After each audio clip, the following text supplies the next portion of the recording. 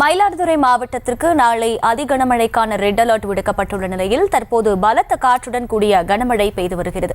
கூடுதல் விவரங்களோடு களத்தில் இருந்து நேரலையில் இணைகிறார் செய்தியாளர் பாரிகார்த்திக்.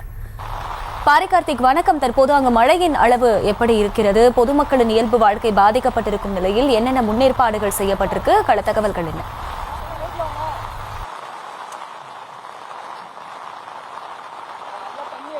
வணக்கம். மயிலாடுதுறை மாவட்டத்தில் இன்று மதியத்து முதல் மிக கனமழையானது பெய்து வருகிறது. குறிப்பாக காற்றுடன் கூடிய கனமழை தற்போது இந்த பகுதி முழுக்கவே பெய்து வருகிறது.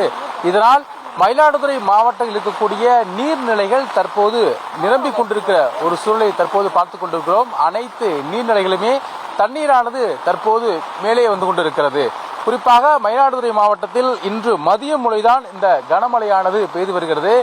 தென்கிழக்கு வங்கக்கடலில் ஏற்பட்ட புயல் காரணமாக தற்போது அது புயலாக மாறக்கூடும் என்று வானிலை ஆய்வு மையம் அறிவித்திலிருந்து தற்போது நாம் நின்று இருக்கக்கூடிய இந்த இடத்திலிருந்து கிட்டத்தட்ட 320 கிலோமீட்டர் அளவில்தான் அந்த புயலானது மையம் கொண்டிருக்கிறது.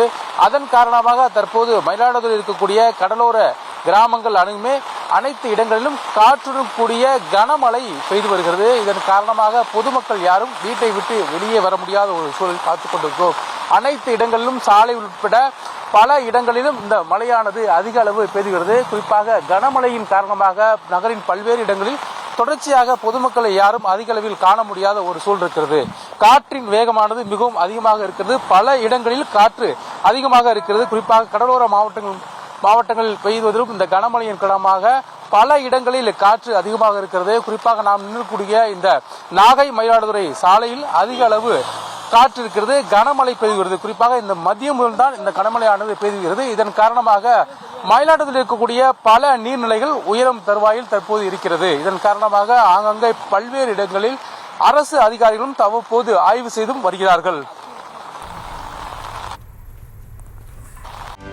செய்திகளை உடனுக்குடனும் துல்லியமாகவும் தெரிந்து கொள்ள சப்ஸ்கிரைப் பண்ணுங்க.